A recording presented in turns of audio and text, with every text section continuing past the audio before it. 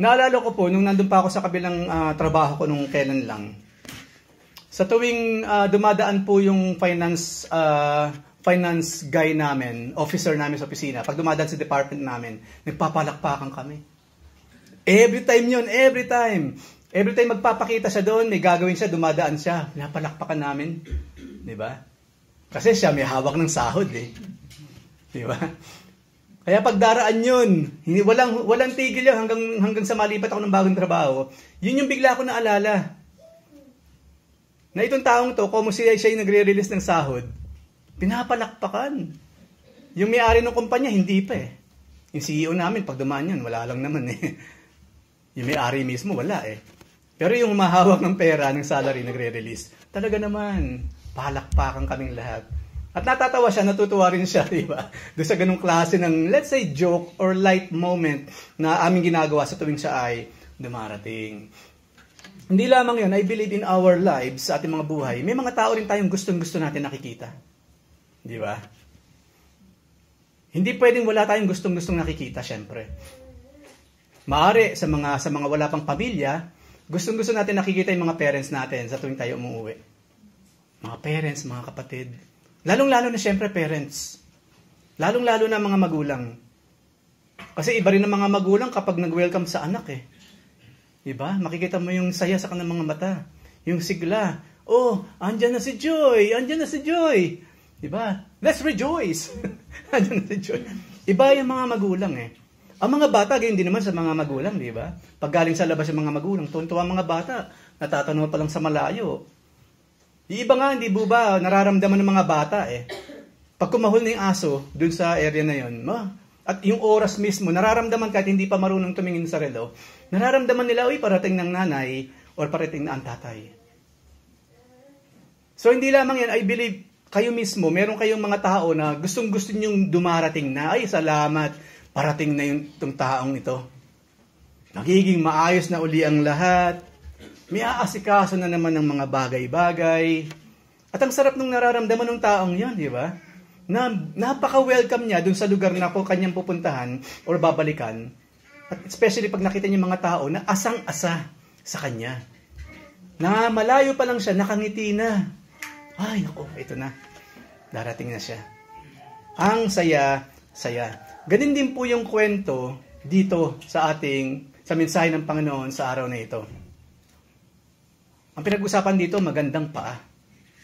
Kaya nga po ang pamagat ng mensahe today ay the beautiful feet. Kumusta naman ang mga paa natin, mga kapatid? Iba-iba po ang itsura kasi ng mga paa. Meron daw yung paa, parang kandila naman ang paa mo. Iba naman, parang luya. Di ba may mga paang parang luya eh. Iba patusok yung paa, iba palapad, parang kinat na ganun yung mga daliri, diretso. Panglangoy siguro yun. Di ba? May mga paa naman nakabuka. Kasi lumaki sa bukid, nagsasaka, pangkapit. Kaya yung paa na, makikita nyo naman sa online yan eh. Yung paa ng mga magsasaka or nung talagang mga taong ang trabaho habang buhay, nagsasaka, pangkapit yung paa nila, pangkapit sa puti, kaya nakabukang ganun yung mga paa nila. So may mga paang malakandila, mga kamay, daliring malakandila, mga paa, may mga paang parang luya, may mga parang kamay din kasi nakabuka, depende sa trabaho. Pero anuman ang itsura ng mga paa na yan, yung pong paang pag-uusapan natin, napakaganda sa mata hindi lamang ng ating Diyos, kundi napakaganda sa mata mismo ng mga taong naghihintay doon sa may-ari ng paa na yon, na nakikita nilang dumarating mula sa kabundukan patungo sa bayan. Napakaganda po ng mensahe ng Panginoon sa araw na ito. Kaya stay tuned po tayo. Hindi lamang yung ating physical, but most especially yung ating kaluluwa, ang ating spiritual, ang ating spirito. Stay tuned sa ibabahagi ng Panginoon sa araw na ito. Nung araw po kasi, wala pang chat. Of course, alam na natin to, wala pa yung mga sophisticadong way to communicate. Di po ba yung mga American Indians, ang way nila ng communication usok? Nakita nyo yun? Kahit sa cartoon, nandun yun sa mga Bugs Bunny. No? Si Chief, para makipag-usap siya, parang yung sinaunang Morse code. No? Yun po yung sinaunang Morse code, yung ginagawa ng mga Indians, tinatakpan yung usok. Whoop! Whoop! Depende sa pag-akyat ng usok, para mabasa naman yung kabilang tribo, yung gusto lang malaman, SOS ba yan? Diba? Or I love you ba yan? Or what? Hanggang dumating nga, merong Morse code. Pero nung araw po, nung panahon ng Israel, specifically po, pag-usapan natin ang bansang Israel, specifically ang Jerusalem, ang nagdadala po ng mga balita nung araw, good news man or bad news, merong mga, syempre, mensahero. Ito, sinulat ko na yung balita. Takbo ka dun. Basta sa ikalimang bundok yun. Yung mga messengers, sila ang tumatakbo ngayon, mga runners. Parang gayon din dati, di ba? Nung hindi pa uso yung mga streaming sa mga sinihan, nung hindi pa digital, alin po ba ang trabaho ng mga runner ng mga film? Kaya po minsan, iba-iba yung oras. Yung palabas na ito, gantong oras niya. After 30 minutes, yung film, inililipat sa kabila. Merong taga-takbo nun. Wag mo nga harangin nyo kasi trabaho lang itakbo yung film. Pag natapos yung isang rolyo dito, takbo na sa kabilang sinehan yun. Doon naman ipapatakbo yung kabilang rolyo. Hindi na po ito inabutan nating lahat kasi matagal na po yun. Pero yan po ang katotohanan ng araw. Opo. Itinatakbo yun. Ganun po kahalaga yung trabaho ng mga messengers. Until ngayon po ba, di ba kailan lang nauso yung mga sulat nga? Lalagyan ng selyo, ihulog mo sa Dropbox, tapos makakarating na yun anywhere in the world. At inabutan nyo na ilan sa inyo ng mga matatagal na dito, yung sulat-sulat pa nung araw. Hindi po ba pag dumarating si kabayan, o tatanungin mo yung driver ng opisina nung araw, siguro naalala ninyo ito, hintay mo, Sadiq, my friend, meron bang message for us? May sulat ba? Kasi may PO box sa opisina, sila nga yung kukuha nun, pagdating na sa opisina, pamamagahagi yun. Okay? Lito, si Kuya Lito naman, tuwan-tuwa, macho-macho, tuwan-tuwa niya. Ganun yung pag tinawang pangalan mo, ang saya-saya. Hindi ba yung lalo na yung mga finance again, yung mga nagpapasahod. Tatawagin ko sino yung mga may sahod. Tawagin mo nga si diba? Si Alphonse, may sahod. Ikaw ngayon, naghihintay ka. Ang tagal naman, di pa ako tinatawag. Diba?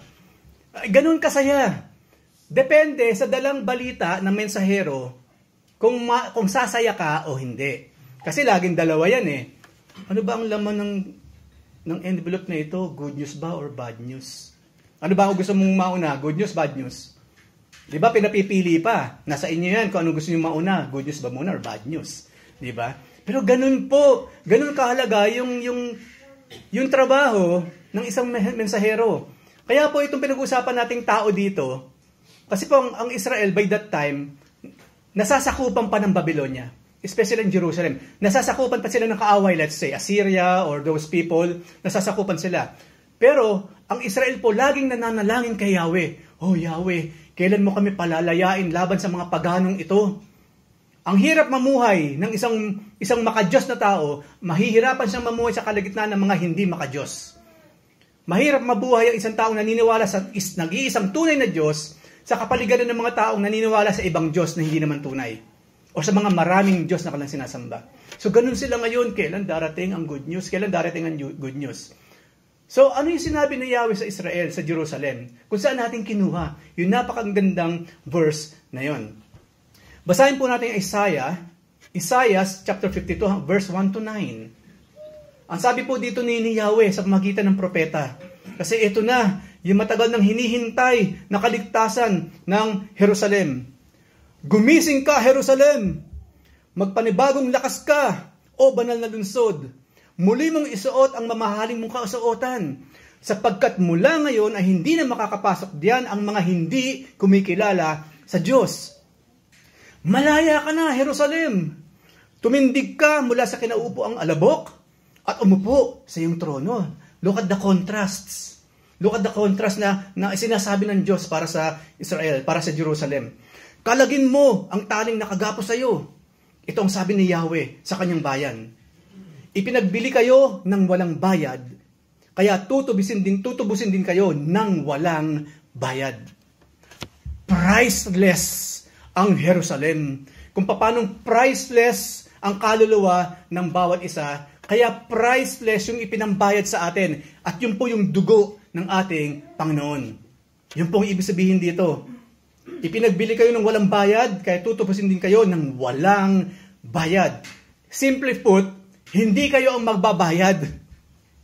Iba ang magbabayad for you, kaya wala kayong babayaran. Ang sabi po na sa susunod, sa verse 4, Ganito ang sinabi ng Panginoon na si Yahweh. Sa simula pa, ang mga hinirang ko'y nanirahan sa Ehipto bilang mga dayuhan. Pagkatapos, inalipin kayo ng mga taga-Assyria na hindi man lamang binabayaran. Puro trabaho, syokol, panay ang overtime, pero overtawad naman. Alam niyo po ba na gawain ng mga hindi kumikilala sa Diyos ang hindi nagpapasahod? Maging yung mga hindi nagpapasahod ng on time, hindi ang gawain ng taong talagang naniniwala sa Diyos. At maraming nakakaranas niyan dito sa bansang ito. No wonder, sino bang sinasamba ng mga tao sa bansang ito? Hindi tunay na Diyos. Yung trabaho mo, trabaho ng 3. Yung trabaho mo, trabaho ng 5. Ang sahod mo, kapos pa kung yung trabaho mo lang ang babayaran. Hindi yan gawain ng mga tunay na kumikilala sa Diyos. Mga suwail, hindi lamang sa Diyos, kundi suwail sa kapwa nila tao. Hindi ganyan ang Diyos na kinikilala natin. One day, ipagsusulit ng tunay na Diyos ang lahat ng mga yan. At tayo dadalhin niya doon sa kanyang piling.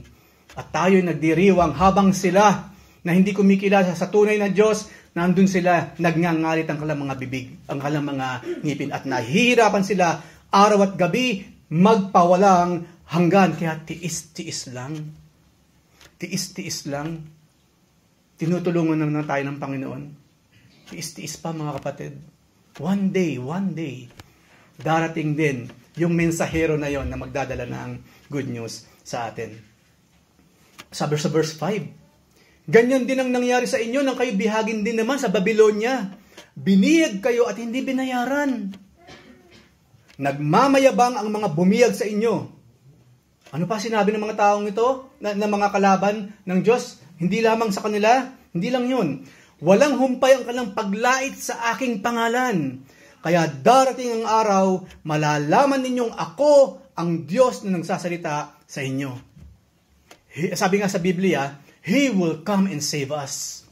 Mga kapatid, ano man yung sitwasyon natin ngayon sa buhay, kung nakakaranas tayo ng pang-aapi, nakakaranas tayo ngayon ng injustice, dito man or sa Pilipinas or anywhere in the world, anumang sitwasyon, kapag nakakaranas tayo ng injustice, remember, siguradong darating, God will come and save you from that situation. Sigurado yun. Ang Panginoon mismo ang siyang nangako. Darating ako, maghintay ka lang. Maghintay ka lang. Gawin mo lang yung dapat mong gawin. Patuloy kang sumamba sa akin. Lumuhod sa aking harapan. Darating ako, ililigtas sila sa anumang sitwasyon na yan na kinalalagyan mo. Because I love you so much. Hindi kita iiwan, hindi kita pababayaan. Yan ang sinabi ng Panginoon. Yan ang sinasabi ng Panginoon sa atin sa araw na ito. Darating siya. Darating ang araw na makikita natin tunay nga, O Diyos, nangyayari na yung mismong pangako mo sa akin. Maraming salamat sa Lord. Kaya sa verse 7, ito ngayon, sabi ng Lord, kay ganda, Diyos mismo ang nagsabi, kay ganda sa kabundukan ng mga paa, ng sugo na dumarating upang ipahayag ang kapayapaan at nagdadala ng magandang balita.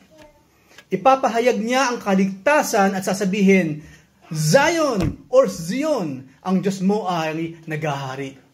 Yun ngayon ang dala ng mga taong ito. Yun ngayon ang pangako ng Diyos sa Israel. One day, someone will come at maghahayag sa inyo na ililigtas sa kayo ng Panginoon sa kamay ng mga kalaban na yan. Kaya verse 8, narito, sisigaw ang mga nagbabantay dahil sa galak. Sama-sama silang aawit kasi mayroong taga-tanaw Kung may mga darating na messengers, may taga-tanaw yun, mga matataas yung tore nila. Yun ang trabaho nila. Makitang may dumarating na kalaban at makitang mayroong dumarating na pag-asa mula sa ating Panginoon. Yung mga messengers. No? Alam niyo po ba, maging ng mga gera, World War I saka World War II, yung pong mga messengers, hindi po yan ginagalaw. Pati yung mga Red Cross. Kaya kinakailangan meron silang suot. Pati yung press. Magpabalik-balik man siya sa kampo ng mga magkakalaban, since meron sila nun, hindi sila pwedeng galawin. Illegal yun. That is against the law of war, the rules of war. Huwag gagalawin niya mga yan. Ang Red Cross, Yung mga messengers na nakapagdala ng communication sa magkabilang panig, hindi pwedeng galawin yan nung araw. Even yung mga scientists po noon, ako natutuwa pag naisip ko, even yung mga scientists po, hindi pwedeng galawin. Why? Kasi ang mga scientists, hindi naman sila politiko eh. They don't care about these things na pinag-aawayan ninyo. All we care is about science. Yun po. Ngayon po sa religion, medyo nagkakatalo. Kasi kanya-kanya ng Diyos na pinapanalanginan yan. At hindi lamang yun. Alam niyo po ba ang tawag ng mga Muslim, ng mga Arabs, sa World War I and World War II? Anong tawag nila? Christian Wars.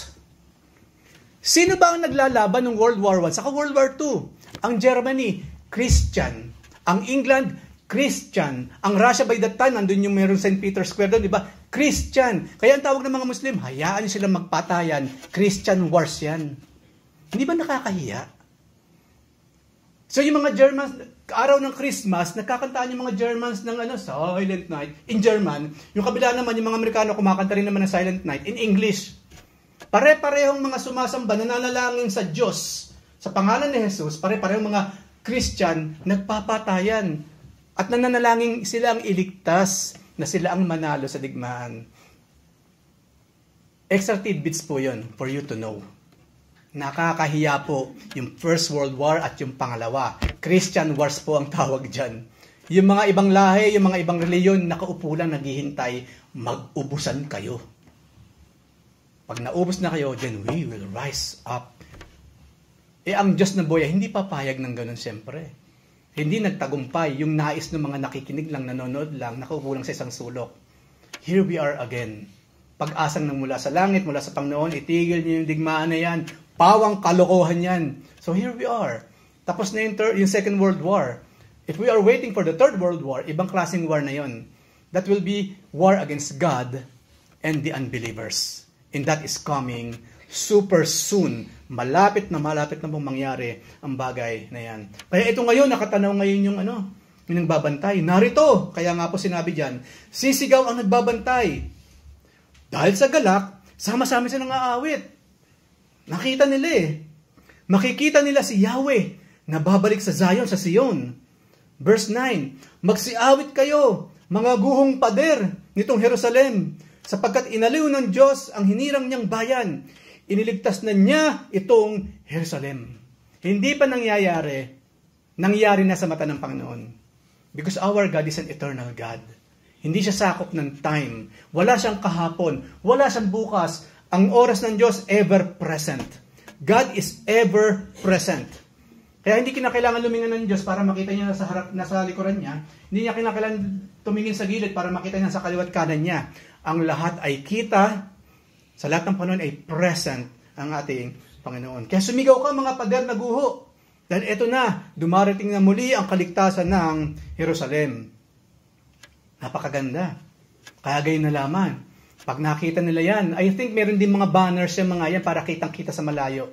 No, it's either, maybe, I don't know, i-research na lang natin, maybe merong white banner. Para malayo pa lamang, kitang-kita mo siya na dumarating. Diba? We never know kung good news ang dala niya, white banner, kapag bad news, black. We never know. Anyway, yung ISIS, ang banner nila, black. Dapat lang, kasi mga kampon sila ng kamatayan, and they are dead now, and they will still die there throughout eternity sa dagat-dagatang apoy. So ayan, pag nakita mo yun, parang sa atin lang, di ba? Alam mo, pag nakikita ko yan, pagpasok sa pintuan pa lamang ng bahay namin, good news lagi ang dala niyang taong yan. Kaya hindi ba may mga taong ganun nga pagkakausap mo, napaka-positive? Hindi ba ang sarap kausap ng mga taong napaka-positive? Right? Ay, kaya pag kinakausap ka, uy, pag-usapan naman natin, anong balita? Kasi alam mo, maganda lagi ang sinasabi. Pero pag may mga tao naman na kada makakausap mo naman talaga namang ikaw din lupasay ka after mo siyang kausapin, ayaw ng mga tao sa ganun. Sino gusto ng ganun? Sino? Unless yung tao, lalapit na naman for advice. Kasi bagsak na naman siya. Lalapit na naman siya, kinakailangan niya yung advice na dapat niyang sundin. Walang problema doon. Pero hindi ba? Tell me, is it right or wrong? Gusto ba natin laging negatibo yung taong lumalapit sa atin? Kasi umasa rin tayo, naku, patay, ito na naman. Hopefully, pag-asa naman ang laman ng kanyang mga sasabihin. Hindi yung paulit-ulit na kawalan ng pag-asa. Kasi pinagpe-pray mo na inadvisean mo na, tinulungan mo na. Hopefully, pag nakausap ko siya, yun namang pagkilos ng Diyos sa buhay niya, ang kanyang makikita, ang kanyang ikukwento sa akin. So, ganun din po sila. Ang saya-saya. Ang saya silang makita itong mga taong ito, ang mga mensahero ng Diyos. Ngayon po, kinote po ni Pablo ito sa New Testament. Kung ang pinag-uusapan po sa Old Testament, yung parating na kaligtasan ng Jerusalem mula sa Assyria sa lahat ng kanyang mga kalaban, at pagkakalaya nila sa anumang tanikala ng paghihirap, meron din po yung counterpart sa New Testament. Always remember, the Old Testament is just a foreshadow of the New Testament. Anino lamang yung Old Testament, at yung lumilikha ng anino ng Old Testament, that is the New Testament itself. Ang New Testament po, according sa Biblia, ang kaganapan ng Old Testament. So tingnan naman natin ngayon, nang ikot ni Pablo ito, at ano naman yung kanyang, ano yung premise ng kanyang mga isinyer. Nang ikot niya yung nasa aklat ng Isaiah na binasa po natin sa ngayon. So, ito po ang sinabi sa mga taga-Roma, chapter 10, verse 12 hanggang 15. Ang pinag-uusapan buti sa chapter 10, of course, alam naman natin si Pablo. Laging salvation yan. Basahin ninyo yung kung ilang missionary journeys nagkaroon si Pablo. Lagi naman, of course, dapat lang bilang Kristiyano, laging si Jesus. Lagi yung pangako ni Jesus. Yung mga ginawa ni Jesus, ginagawa ni Jesus at gagawin pa ni Jesus. Yan lagi ang laman ng puso ng ating kapatid na si Pablo. At lahat ng mga apostol katulad ni Pedro, ni Juan, ganun din po naman. Even us, dapat po yun laman ng ating mga sinasabi sa mga tao, ng ating mga message sa kanila. So ito ngayon, humaharap siya sa iba't ibang klase ng tao. Kasi po sa Old Testament, napaka-distinct. Pag sinabing Israelita, taga-Jerusalem, bida yun. Pag sinabing someone outside them, kalaban na lahat kaagad yan. Ganun yung pagkakahati ng division ng tao ng araw sa Old Testament. Gentiles, mga barbarians who hates God, who hates Israelites, and Israel. That's it.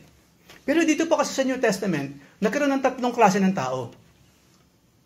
Andyan yung mga Hudyo, andyan yung mga Hentil, at andyan yung mga Kristiyano. Ang mundo po, sa panahon natin ngayon, nahati lang sa tatlong klase, tatlong division. The Jews, the Christians, and the Gentiles, which is now, sila yung mga unbelievers. Unbelievers. Pero ngayon pa man, sabi ni Pablo dito, sa verse 12, kaya't walang pagkakaiba ang katayuan ng Hudyo at ng Hentil. Kahit yung mga people na labas sa atin, sa New Testament, kasi hindi ba, nabiyak na yung telon, yung makapal na telon na nag-uugnay sa Diyos at sa tao. Nabiyak yun ng Panginoon, mapako sa krus at 3 p.m. nagdilim ang langit, naglimingdol. At doon sa templo, nabiyak sa Holy of Holies, nagkaroon ngayon ng nabiyak yung tabing ng Holy of Holies at doon sa labas. Ibig sabihin, nabuksan na ang kaligtasan, hindi lamang sa mga Hudyo, kundi sa lahat. Yun po kasi yung message ng Panginoong Hesukristo. Hindi na exclusive sa mga Hudyo ang kaligtasan, kundi maging sa mga Hentil. At yung mga pong grupo ng Hentil nahati sa dalawa. We are all Gentiles here. Kasi hindi naman tayo Hudyo, hindi tayo Israelita. Lahat po ng hindi Israelita, Hentil. Pero ang kaibahan natin bilang Hentil, we are Christians. So, Hudyo, Hentil, at Kristiyano. Ngayon may natitira pa yung pangatlo nga, yung mga Gentiles, which is, again, yung mga unbelievers. Pero sabi niya rito, kahit walang pagkakaiba ang katayuan ng Hudyo at ng Hentil, iisa ang Panginoon ng lahat. At siya'y masaganang nagbibigay sa lahat ng tumatawag sa Kanya. Alam natin po, sinabi nung araw, and all of Israel will be saved.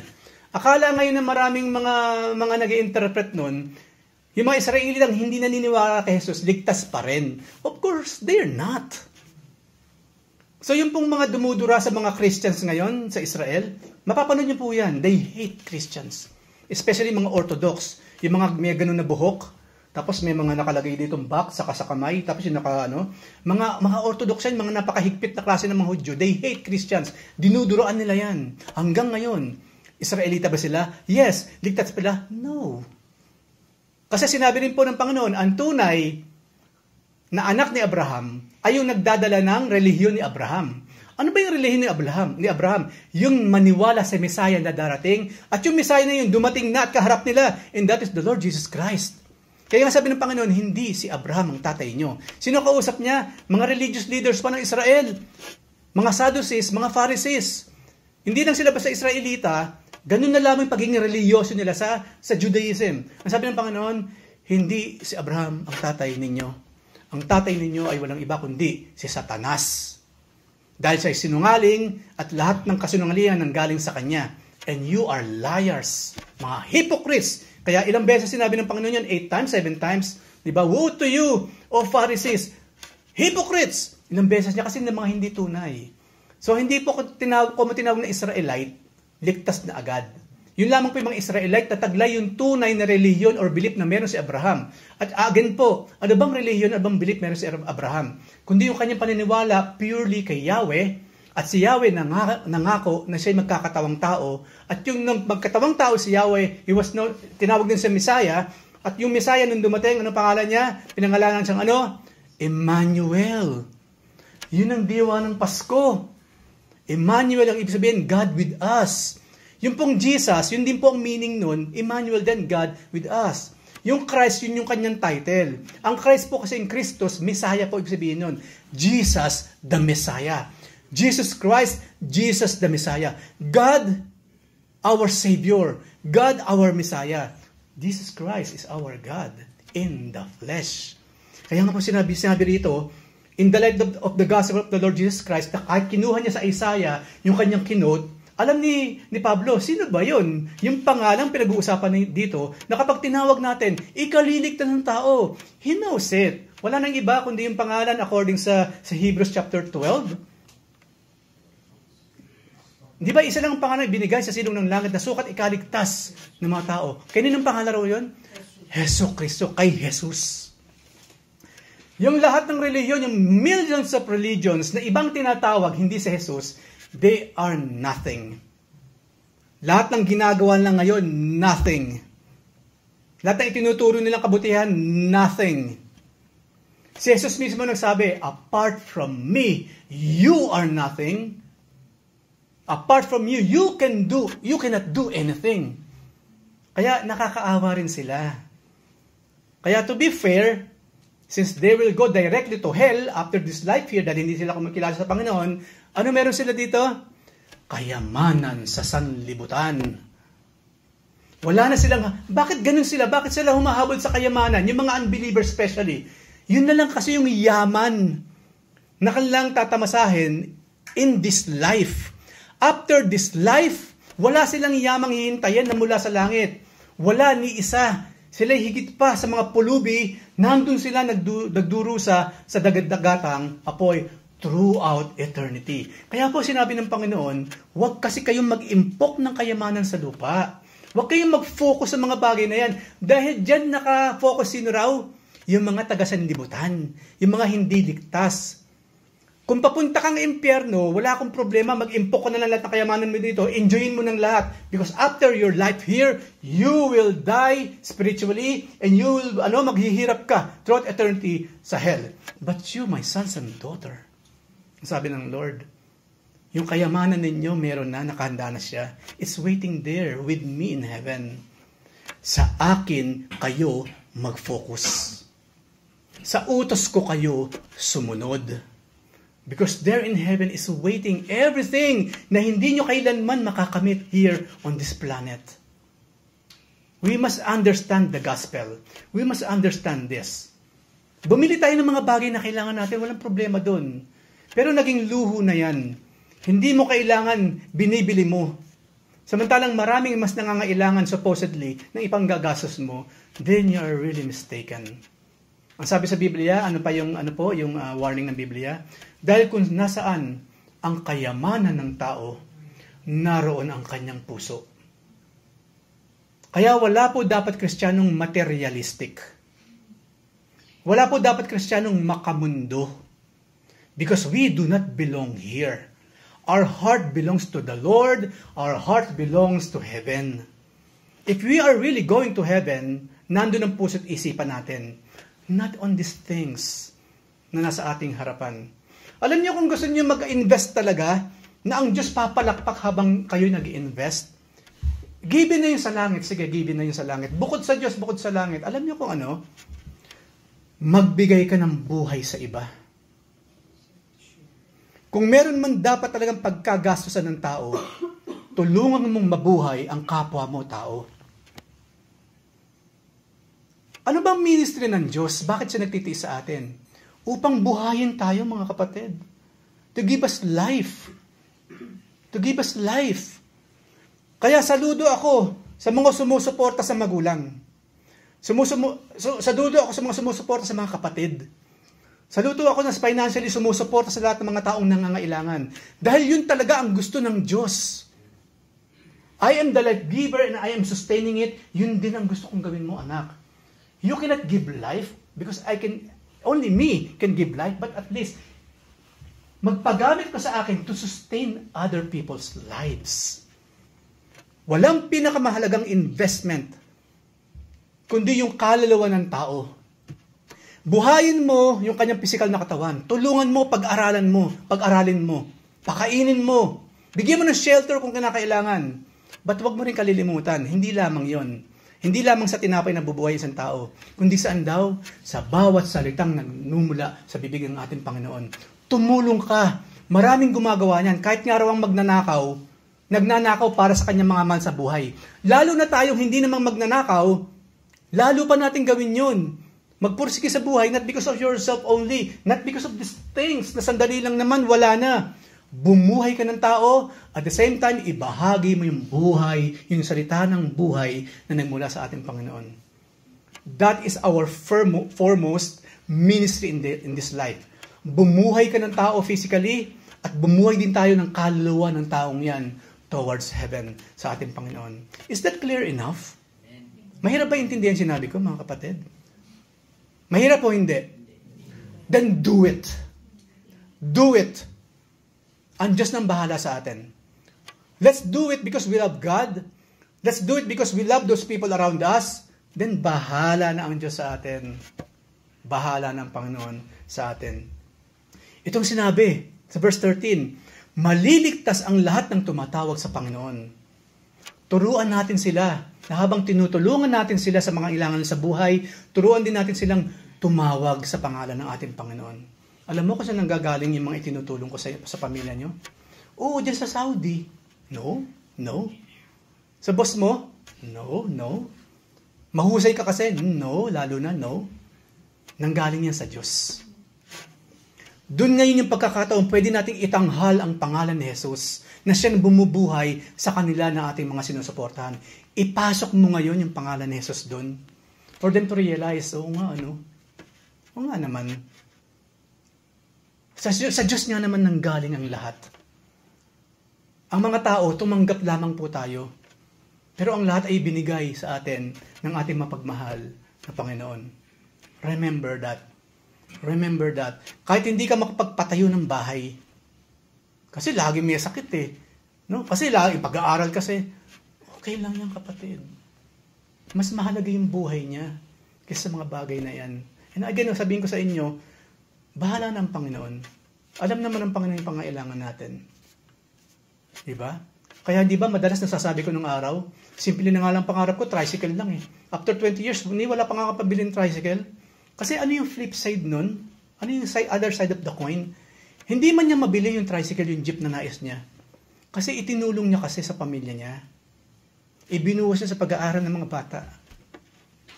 Yung mga magulang na hindi makapagtrabaho, pinagtatrabaho niya. That matters most sa mata ng ating Panginoon. Maraming salamat sa Diyos, may bahay na naghihintay sa atin. Pagdating pati doon, hindi mo kailangan ng sasakyan. Kahit saan mo pumunta, magagawa mo. Yun ang naghihintay sa atin, mga kapatid. So, wag po tayo magdalamhati. Kung sa tinagal-tagal ng pag-abroad natin, wala pa tayo ng mga pinapangarap natin dito sa mundo. Yes, you have. Tingnan mo na lamang yung mga anak mo lumalaki nang nag-aaral.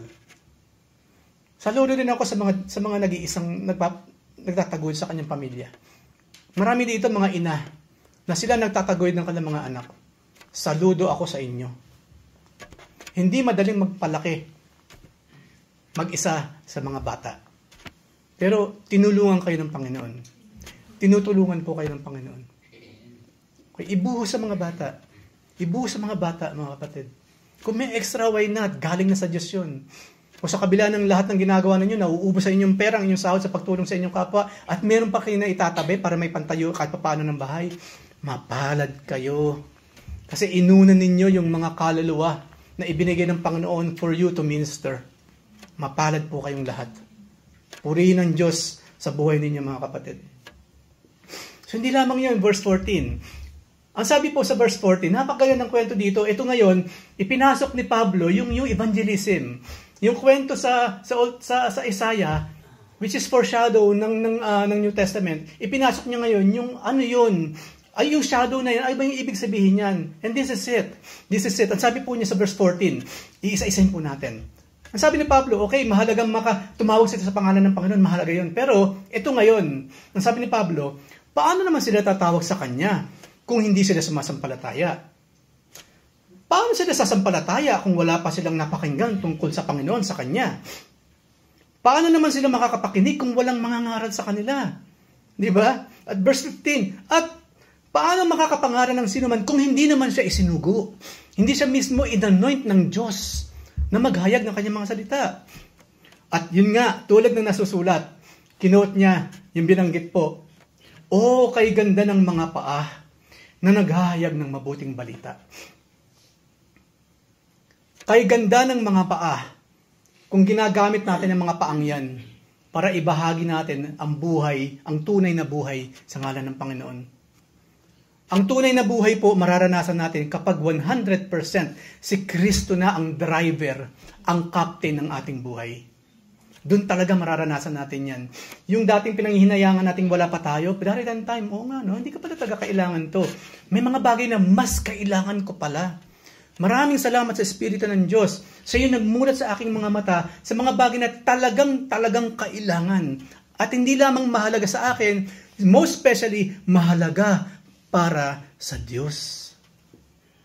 Kay ganda ng mga paang yan, ang sabi nga po niya. So pag-usapan natin yung prosesong ito. But you know what?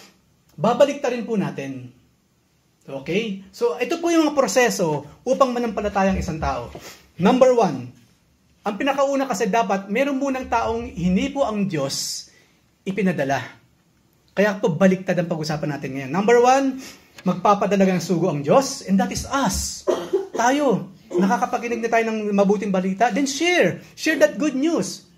Maraming salamat sa Diyos, hindi pa tinawag ng mapait na news. Yung dalang salita ng Panginoon. Imagine that. Kung ang dala nating mga salita mapait, lalo tayo mahirap i-share yun. Pero ang sinabi po, good news kasi. Hindi bad news. I-share ninyo ang bad news upang sila'y maligtas. Hindi. Kasi ayaw natin maging tagapagdala ng bad news. Ano ginawa ng Panginoon? Huwag kang matakot kasi good news. Yung dadalhin mo for me. So, number 1, magpapadala ng sugo ang Panginoon. Again, that is us. Lahat ng merong Kristo sa buhay, nananampalataya, nag-aaral, nagbabasa, ito ngayon i-share natin sa kanila. Ang salita ng Panginoon. Number 2. Ito nga po, number 2, ang sugo, which is us, mangangaral naman sa mga tao. Yung nga po yung sharing na kanina ko pa nababanggit. Number 3, kapag tayo nag-share, mapapakinggan ng mga tao ang tungkol sa Diyos na tagapagligtas. Yes. Ngayon yung mga tao magkakaroon ng realization, ng knowledge. Ganun ba? Kaya nga hindi ba sinabi po sa Beatitudes, mapalad yung mga poor in spirit. Kasi po yung mga poor in spirit, yung mga taong hirap na hirap sa buhay, napakasipag. Lahat na ng trabaho pinasok niya para lamang maiaho ng kanyang pamilya. Pero hindi ba, isang kahig, isang tuka pa rin, kadalasan? Ang sabi ng Panginoon sa kanila, mapalad these people who are poor in spirit. Kasi ililift up sila ng Panginoon. Yan po yung panginahawakan natin, pangako ng Panginoon. Kapag tayo'y ginagawa naman natin ng lahat ng ating makakaya para buhay natin pamilya at sadyang nagiging kulang pa rin, then mag-a-activate mismo ang Diyos to help you sa mga bagay na hindi mo kaya. Kaya nga sabi ni Pablo, di ba? Kaya ako, tinanggap ko na ang aking kahinaan, ang aking mga kakulangan. Because when I was weak, then I am strong sa tulong ng ating Panginoon. Mga kapatid, nothing is impossible with God. Nothing is too difficult with God. He will never leave us. He will never forsake us. Ang sabi niya sa Biblia, sabi ni David, He is the ever-present help in time of trouble. Laging merong tulong mula sa langit na darating sa mga taong naghihirap man sa buhay pero naniniwala sa Kanya. Tandaan po ninyo yan, ang Biblia nagsabi, hindi ka pababayaan ng Diyos. Hindi tayo pababayaan ng ating Panginoon. Mapapakinggan ng mga tao ang tungkol sa Diyos na tagapagligtas. Number 4, at yun nga, ito na, ang mga tao ay sasampalataya sa ating Panginoon. Nang dahil sa inihayag nating magandang balita sa kanila. And number 5, at dun nga, ang mga tao ay tatawag sa pangalan ng Panginoon. And number 6, ang mga tao ay tatanggap ng kaligtasan mula sa Diyos na kanyang tinawag sa kanyang pangalan. This is the story. Ito yung proseso. Ito lamang po, parang napakahaba yan, 6, pero tuntutusin po, isang paragraph lang yan. It is just one unit. Isa ko lang, inatado ko para maintindihan natin yung bawat sentences. Isa lang po yan, isang paragraph lang yan. Ilang verses lang man po yan. Yan po yung proseso. Kung tayo tumutulong na, hallelujah, tumutulong na tayo sa ating mga mahal sa buhay, isama nyo yung pinakamahalaga, yung pangalan ni Jesus. Nang sa ganun yung pagtulong po natin, hindi lamang yung pasasalamat nila ang ating matatanggap, yung mga papuri nila, hindi lamang yung even though hindi natin hinihingi, pero kusa lang ibibigay. Ang pinakamahalaga sa lahat, thank you Jesus. Tinulungan po ang aking kapatid upang kami tulungan. Thank you Jesus. Binigyan po ninyo ng trabaho ang aming parents ng kalakasan upang kami makapag-aral. Upang ibalik nila ang papuri, ang karangalan sa ating Panginoon. Yun dapat ang main goal ng isang Kristiyano like us. To bring back all the glory to our Lord Jesus Christ. Hallelujah. At bilang panghuli mga kapatid, kaya nga po bilang challenge sa lahat ng ating mga pinag-usapan ngayon, study, learn, and share the good news of our God. Na merong kaligtasan, ano man yung sitwasyon mo sa buhay, walang imposible sa Diyos. Romans 10:17, yung paborito nating verse sa NIV, sabi rin ni Pablo, kaya nga po, consequently, faith comes from hearing the message. Hindi lang magbasa message, and the message is heard through what? The word about Christ. Kasi po, lubusang mas maiintindihan ng tao yung ano ba yung kaligtasan? Ano ba yung nature ng kaligtasan na ino-offer ng Diyos? Maiintindihan kasi ng tao yan by reading the words of our Lord Jesus Christ. Si Jesus mismo po kasi ang nagpaliwanag. What is salvation? Why do you need salvation? Ano yung nature ng salvation? Saan ka dadalhin ng salvation? Si Jesus po lahat ang nagpaliwanag niyan sa atin. Kaya po muli mga kapatid, be of good cheers. If you are helping yung kapwa-tao ninyo, and most especially kung na-share niyo kapapaan ng Panginoon ni Jesus, be of good cheers. Magandang season ang naghihintay sa bawat isa sa atin. Isang season na Diyos lamang nakakaalam. But definitely, according sa kanyang mga salita, hindi ako mabagal pagdating sa pagsasakatuparan ng aking mga pangako. Surely, yung pangako ng Panginoon sa atin ng buhay na sapat, buhay na ganap at kasaya-saya, it will happen in our lives. In this lifetime. In this lifetime. At meron pa naghihintay na multiplied by eternity na buhay na ganap at kasaya-saya dun sa kanyang piling. Soon.